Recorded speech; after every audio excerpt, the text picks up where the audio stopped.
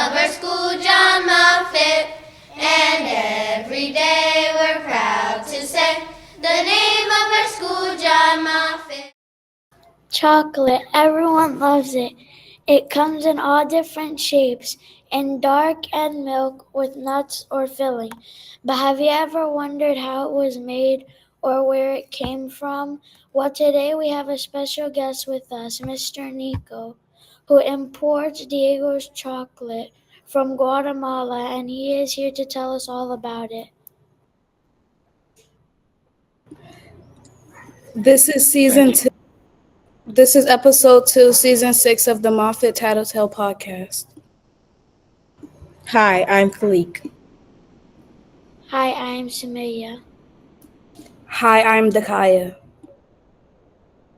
Welcome, Mr. Nico, and thank you for being a part of the Moffat Tattletale.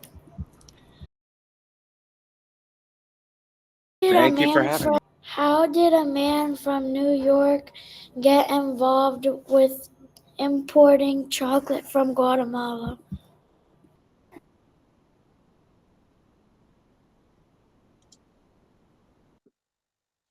Okay. Well, thank you for having me, everyone. And to answer your question, how did I get involved? It was kind of by accident. I met Mr. Diego, who makes the chocolate, because of a job that I had many years ago, working for Etsy.com. Maybe you're familiar with the website Etsy, where people sell handmade things. And it was through that career and that job that I met Mr. Diego and all of his chocolate makers, and I fell in love with the people and the chocolate. What attracted you to importing chocolate? Well, it was what attracted me to importing this chocolate was the mission that Mr. Diego explained to me that he had for his company. And that mission was to share his Mayan culture with the rest of the world through chocolate, and also to create jobs in his town in Guatemala by making the chocolate and packaging it and everything else. What is your job like? Tell us about Diego's chocolates. What do you do there? Sure. So my day-to-day can be very, very different. Sometimes I have to go to the airport to actually pick up the chocolate when it arrives from Guatemala. I spend a lot of hours on the computer, managing the company's website and social media, communicating with customers and things like that. And then we also do a lot of live in-person events like chocolate festivals or like coffee festivals, because chocolate and coffee kind of go together, and little parties and educational things like what we're doing today, but sometimes in person as well. So it changes all the time. What advice would you give to anyone who is interested in starting their own business? Oh, that's a really good question. Well, my first piece of advice is that whatever the business is about, like whatever product or service that it provides people, it should be something that you're very passionate about, something that really interests you a lot, because it takes a lot of time, a lot of effort, especially at the beginning, to build up your business. So you want it to be about something that's going to keep your attention and motivate you. And for me, that was, obviously chocolate is fun and delicious, but being able to work with this amazing family and company in Guatemala and trying to help create jobs there and bring the Mayan culture here. That's something that I'm very passionate about. So it keeps me motivated. So that's my biggest piece of advice: is find something that really, really speaks to you. I'm sure everyone is wondering how chocolate making began. What culture started chocolate making? How has the process changed? Okay, so chocolate making started in South America and Central America thousands of years ago, about like 3,000 to 5,000 years ago. And where does chocolate come from? I don't know if you guys have ever seen one of these before, but this is a cocoa pod. This is the actual fruits. You can see here where they cut it off the tree. This one's dried. And so they grow off the tree like this. And you can hear the beans are inside. And then inside you would have these. These are the cocoa beans. And the indigenous people of South America and Central America were the very first people and the first cultures to make chocolate out of cocoa or cacao, like we say in Spanish. So there was already a long history of using cacao and drinking chocolate for many thousands of years before Columbus even set sail across the ocean. Can you describe the progress and length of time it takes to make chocolate? Yes, I can. And would it be possible to share my screen? Because I do have some visual representation. Will that work, you guys? Hopefully you can. I'm going to make this full screen. You can see my screen here. So you see this this little tree here by number 1? That is a drawing of a cocoa tree. And the red fruits that you see on the side are this, okay? So and these trees only grow in the hot parts of the world. So nowhere in the United States except Puerto Rico and Hawaii. It's all in the tropical parts of the world. That's why we don't see these trees here. So briefly, to explain it all to you, number 1, you see the pods grow all over the tree, sometimes on the trunk, sometimes on the branches. They could be many colors. They can be really big or small.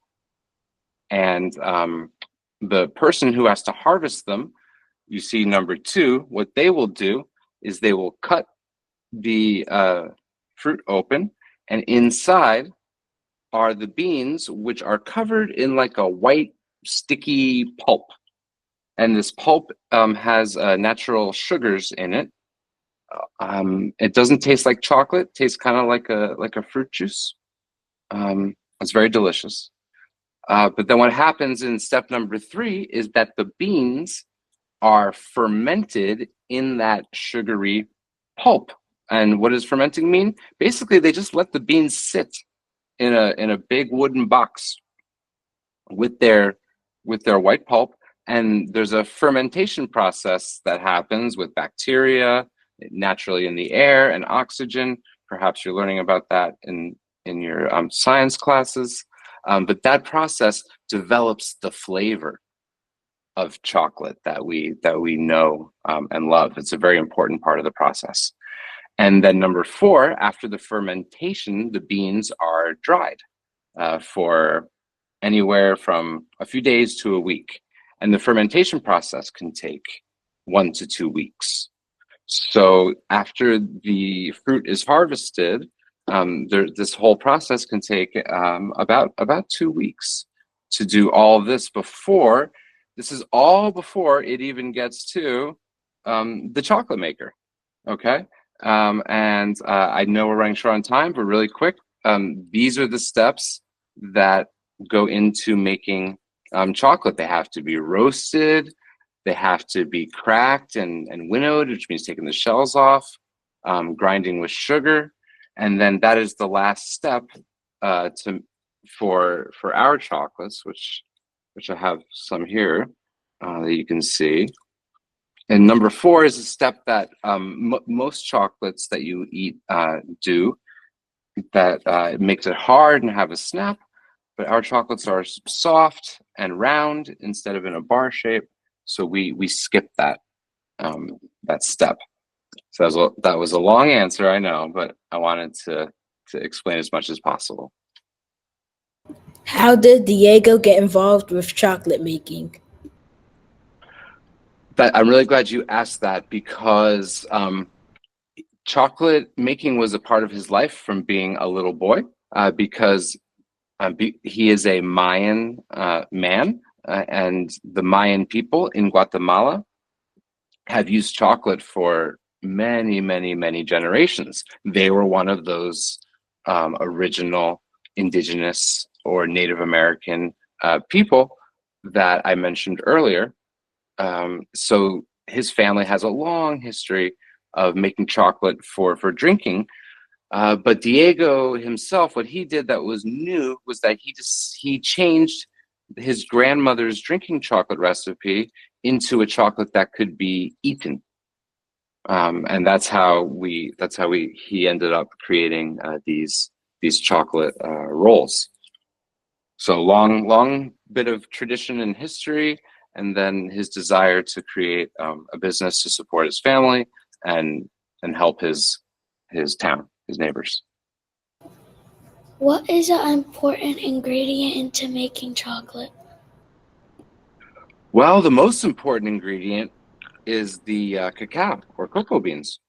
That's where it's really healthy. It's very good for you, and it's very filling.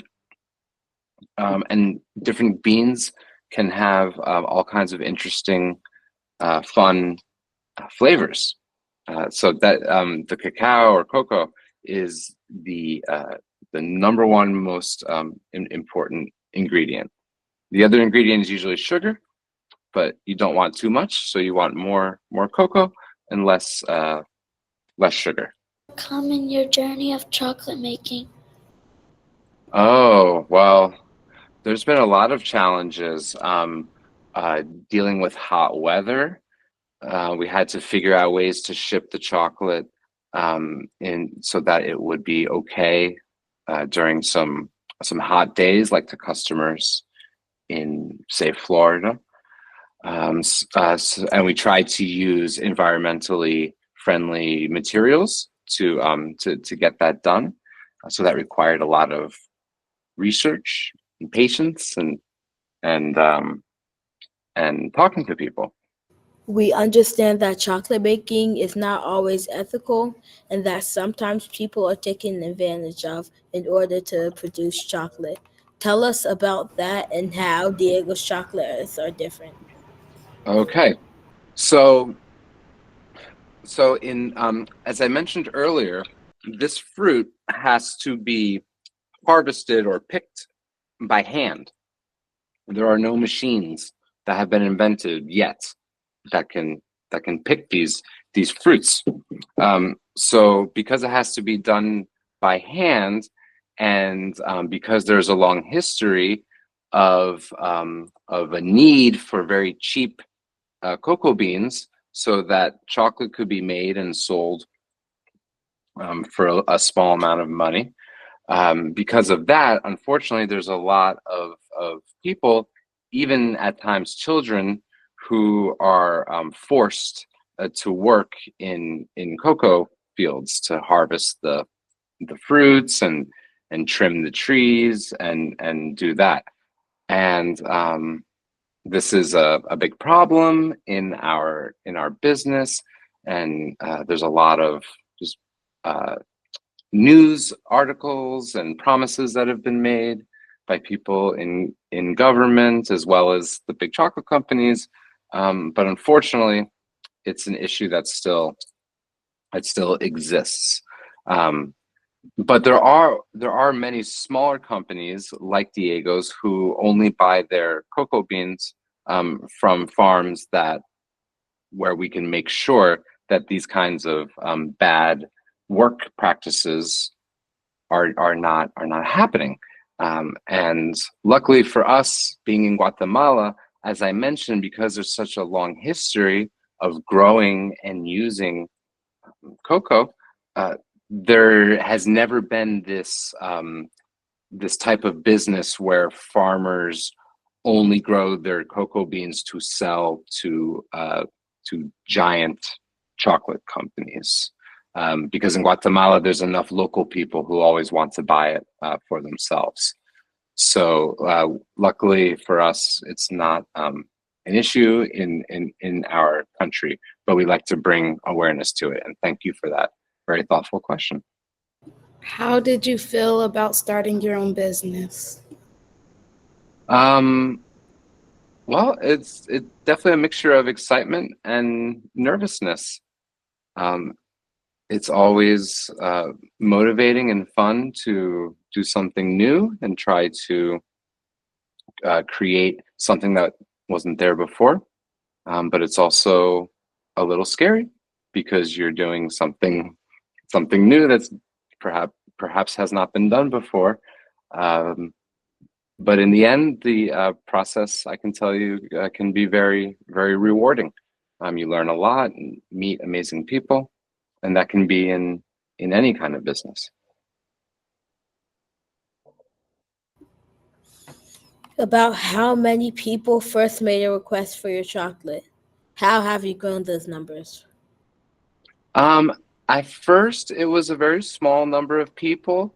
They were folks who had visited small number of people.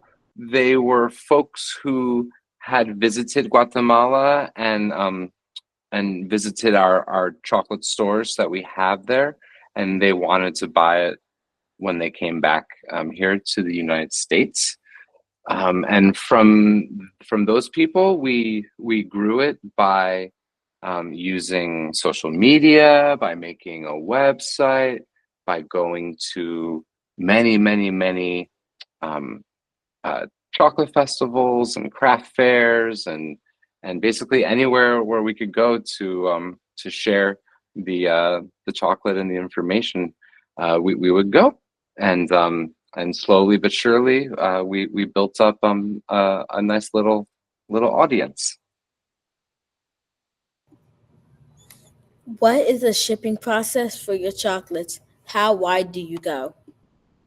Okay, so the chocolates are shipped to the USA directly from Guatemala on an airplane, and then we send them to people in the USA and sometimes Canada, and we use the United States Postal Service to ship it to them. What was my Mayan culture like? How did it impact Guatemala culture of today? Yeah, okay. So, well, Mayan culture is really, really, really beautiful and interesting, and it's still very much alive and vibrant today. What's cool about Guatemala is that it has millions of Mayan people, and the women still wear the traditional clothing, and many of them are still farmers, and they speak their Mayan languages as their first language, and then Spanish is their second language. And in Guatemala alone, there are like over 20 different Mayan people and different Mayan languages that exist in a relatively small country. Tell us about Guatemala. Guatemala.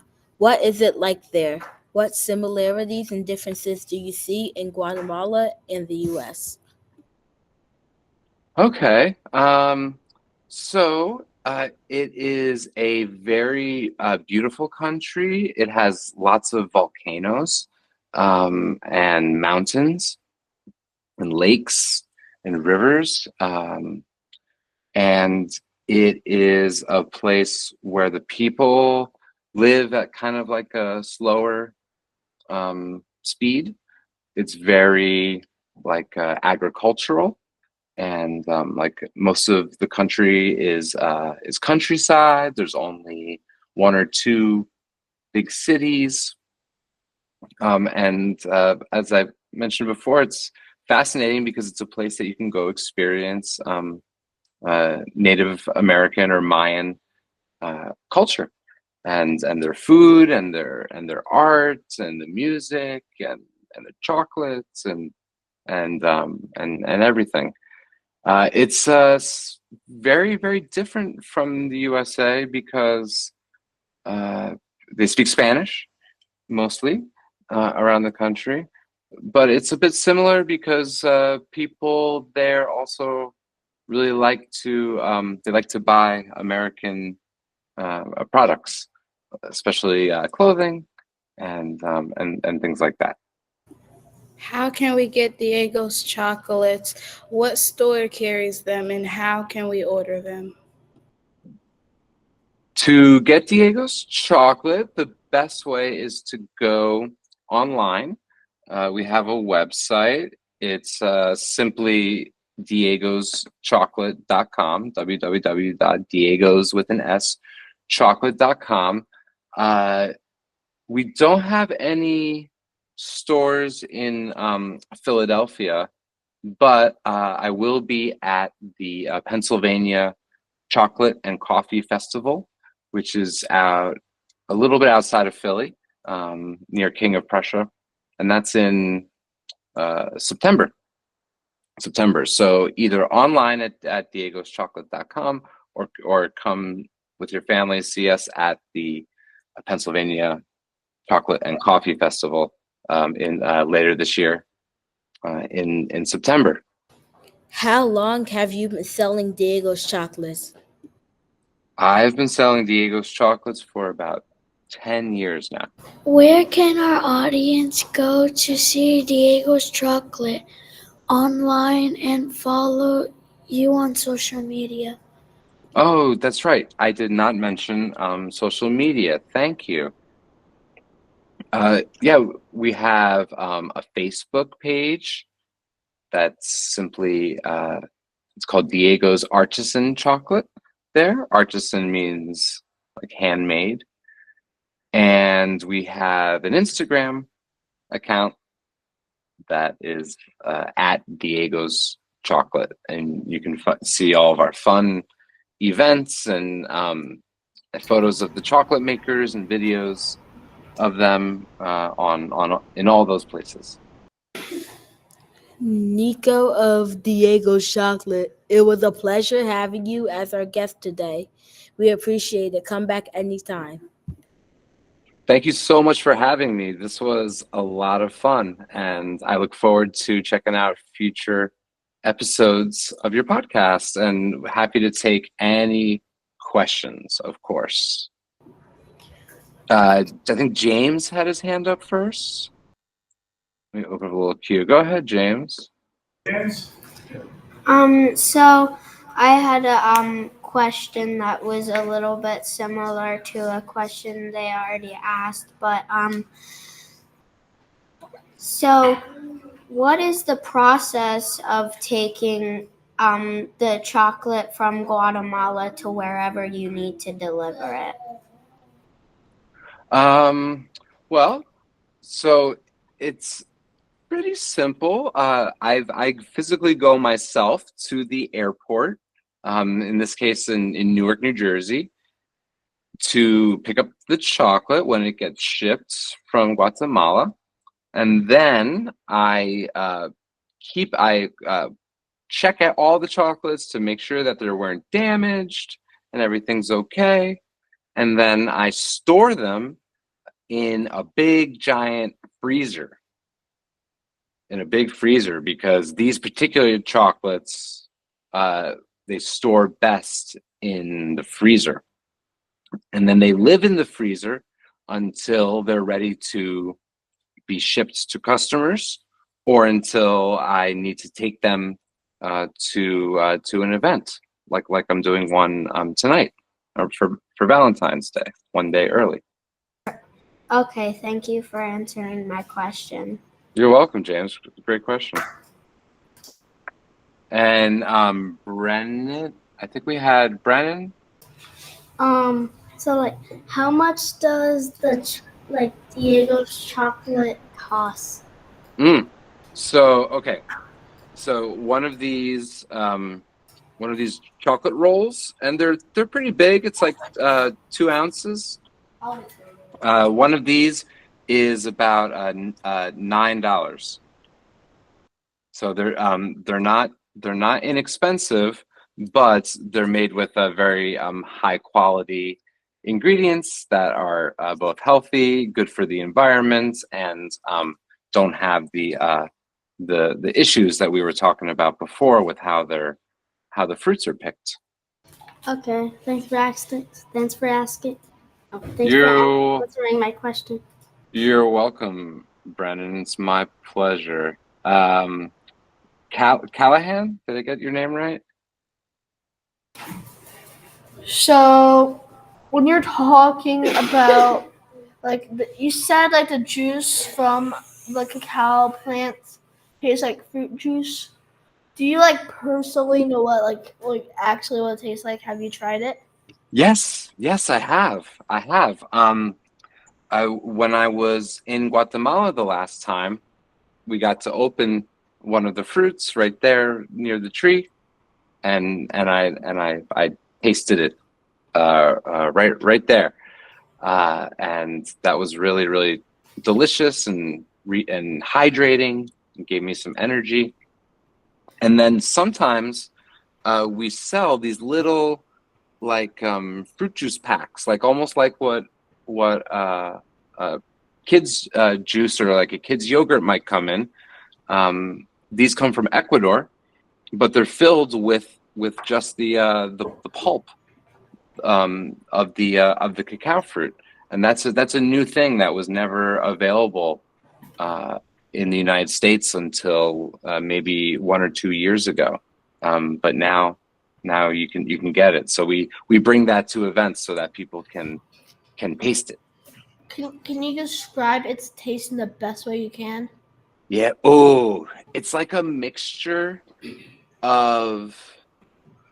So it's a little sweet, but also a little sour, and it's white. It's pretty thick, and I can kind of describe it as a mixture of coconut and if you've ever had lychee or lychee fruit, or also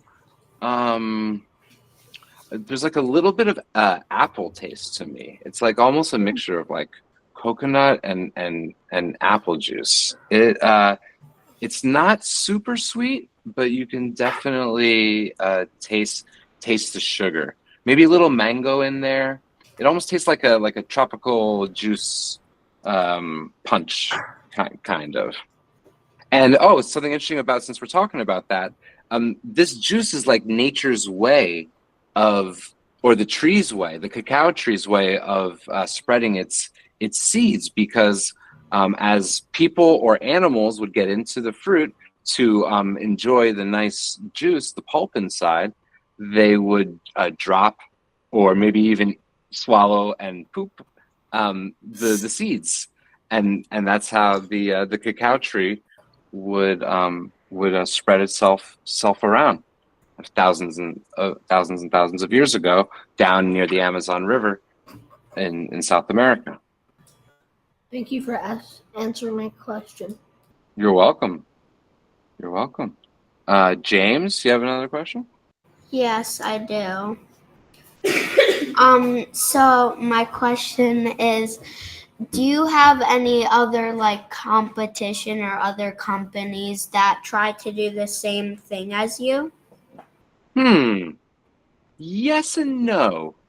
We definitely have lots of competition in that there are well, our biggest competition are like the Hershey's and Nestle's and like those type of companies because they sell their chocolate so cheaply, so inexpensively.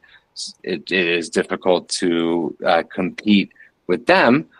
But as we know now, the reason they're able to do that is because of the way that people, sometimes even children, are abused in the process of harvesting, picking the cacao fruit.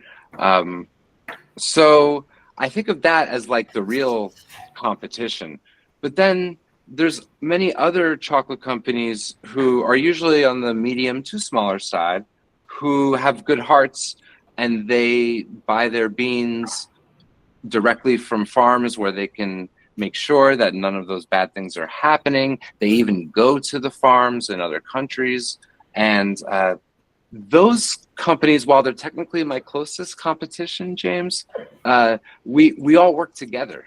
And it's cool because we share information, we help each other out, and because we're all trying to compete more against the big boys like Hershey's, Nestle's, Mars. So in our craft chocolate or artisan chocolate world, it's only it's very friendly competition, very helpful. Okay. Do you have any other like different chocolate companies that try to like copy or follow after what Diego's chocolate did? There was one small company in Guatemala many years ago that tried to copy Diego's recipe. It was a former employee who started their own company with the same recipe. They just used a different shape. But luckily that did not last for very long. Other than that, no one has tried to copy us. But it's something we think about, and definitely a smart question. Thank you for answering all my questions. Oh, you're very welcome. You're very welcome. Really like half this length, but the kids are super good at this. So I'm honored. Thank you. Do you have time to answer Danny's? And then I do, Danny. Yeah. Right, so Danny, once I mute, you can ask, and then Samaya will do the wrap up. Samaya's just going to do the wrap up. Danny said her answer to the question was the answer. Okay. Well, that concludes episode of the Moffat Tattletale. Be sure to subscribe to us on Spotify and our YouTube channel. Thank you, everyone. Everybody, say thank you to Mr. Nico if he gave us an hour of his time on this. Thank you, Mr. Nico. Bye. Bye. All right. Bye, everybody.